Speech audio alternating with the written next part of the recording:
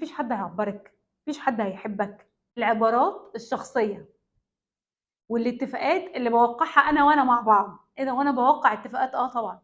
لما اقول له انت فاشل، ده عباره عن ايه؟ عبارات بقولها واتفاق بيني وبينه، بيني وبين نفسي. مفيش حد هيعبرك، مفيش حد هيحبك.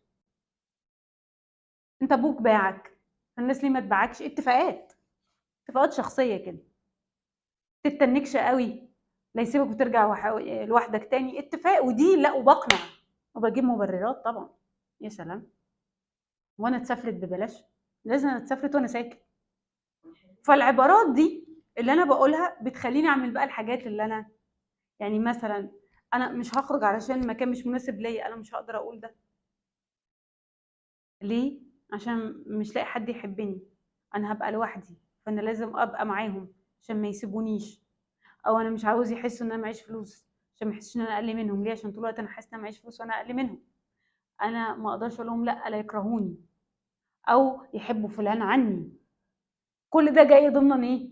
الشروط اللي جايه، الاتفاقات اللي انت وقعتها مع عقلك. انت عملت اتفاق وديل، فده نتيجته.